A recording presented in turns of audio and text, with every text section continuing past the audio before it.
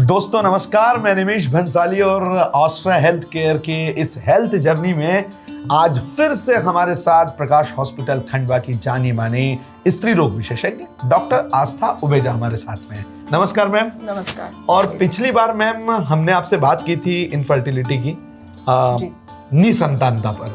दोस्तों हमने वो बात छोड़ दी थी कि कहां पर जाकर अब जांच का विषय बनता है, किस किस प्रकार के टेस्ट होते हैं, कौन सी जांच कराना चाहिए। तो आज फिर से हम मैडम के पास आ गए। मैम, जब कोई विवाहित जोड़ा आपके पास आता है तो बड़ी उम्मीदों से आता है, तो अब उन्हें कौन कौन सी जांच ऐसे दौर में ज़रूरी होती है बच्चे के लिए, आप वो बताइए। जी, तो निमिष जी, सबसे पहले तो जैसा कि मैंने अपने पिछले वीडियो में बताया था कि जो कारण हैं वो पुरुषों और महिलाओं में 40-40% हैं, तो हमें दोनों की जांचें करवाना बहुत अनिवार्य होता है।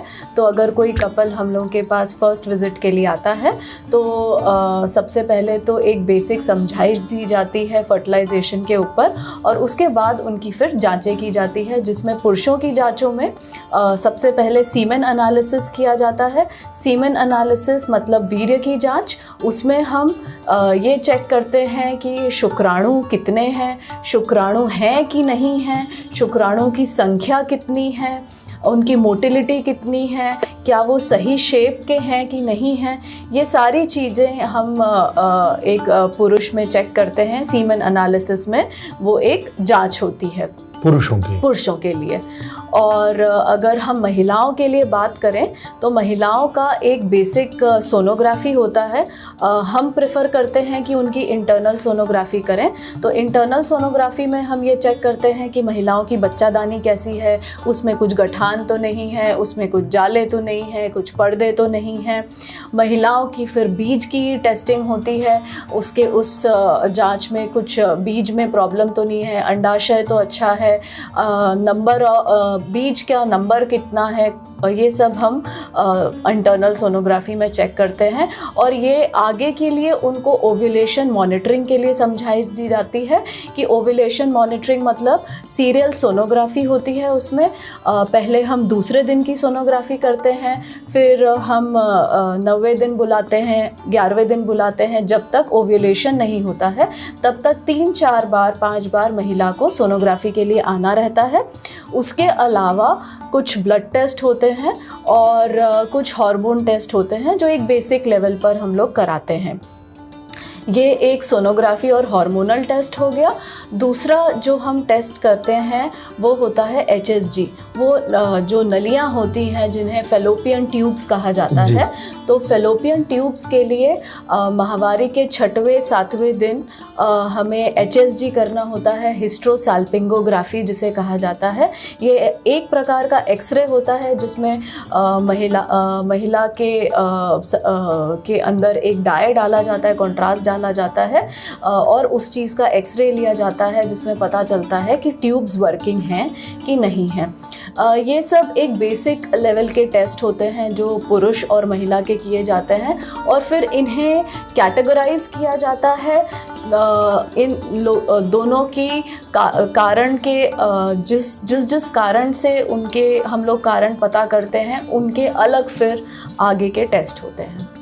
ये महिलाओं के टेस्ट हो गए जी, और पुरुषों का जनरली एक ही टेस्ट होता है जो आपने बताया। जी। तो ये सारे टेस्ट का मतलब जैसे महिलाओं के इतने सारे टेस्ट होते हैं, तो क्या ये लगातार होते हैं या इनमें थोड़ा सा समय होता है कि अभी पहले ये होगा, फिर ये होगा, फिर ये होगा? जी, तो पहले बेसिक जो टेस्ट होता है वो सोनोग्राफी और हार्मोनल टेस्ट हो गए। जब दोनों पति पत्नी हम लोग के पास आते हैं तब बेसिक ये वाला टेस्ट हो जाता है।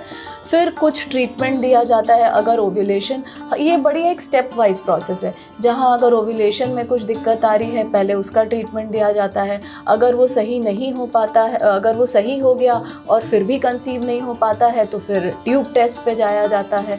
तो ये बड़ी स्टेप वाइज प्रोसेस रहती है। कई बार उनकी कंप्लेन जो रहती है, वो लोग कुछ सिम्टम्स हमें बताते हैं, उस हिसाब से भी हम कैटेगराइज करके फिर टेलर करते हैं ये सारे टेस्ट। जी। तो ये सारे टेस्ट जो हैं आपको डॉक्टर के पास जाना है, और अगर आप चाहते हैं कि आपके घर में भी एक नन्हा सा मेहमान बड़ी जल्दी से आ जाए और आपको परेशान ना होना पड़े, तो ये सारे टेस्ट जो हैं आप अपने निकटतम हॉस्पिटल में जाएं। मैम एक सवाल ये आ रहा था कि ये जो सारे टेस्ट होते हैं ये गवर्नमेंट हॉस्पिटल्स में भी होते हैं? जी, ये टेस्ट सारे गवर्नमेंट हॉस्पिटल्स में भी अवेलेबल होते हैं जी। तो आप वहां पर भी करवा सकते हैं और उसके बाद अपने जो भी निकटतम डॉक्टर हो आप उनकी सलाह जरूर लें। घर पे ही किसी प्रकार का कोई जो है वो उपाय आप न करने लग जाए।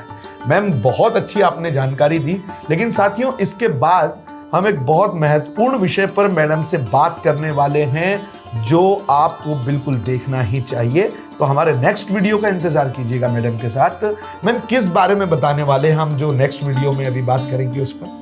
जो नेक्स्ट वीडियो है, जैसा कि हम अभी टेस्ट पर पहुंच चुके हैं, अब हम आगे मैनेजमेंट की, इन सब केसेस का मैनेजमेंट, हम लोग ट्रीटमेंट कैसे किया जाता है तो वो मोस्टली हम करना चाहेंगे। पर इन सब के भी ऊपर जो भय है कि टेस्ट ट्यूब बेबी क्या है, IVF क्या है, उसके जो धारणाएं हैं, जो मिथ्स हैं, वो हम सब थोड़ा सा क्लियर करना चाहेंगे। IVF पर बात करेंगे अगले वीडियो में। फिलहाल मैडम आप हमारे साथ जुड़िए, आपका बहुत बहुत धन्यवाद। धन्यवाद। और साथियों अगर आप कोई जानकारी जानना चाहते हैं निसंतानता को लेकर तो आप बेशक हमें कमेंट्स कीजिए, या मैडम से आप किस प्रकार की जानकारी चाहते हैं वो भी आप हमें कमेंट्स में कीजिए। हम अगला वीडियो मैडम से रिक्वेस्ट करेंगे कि उस पर बनाएं। धन्यवाद।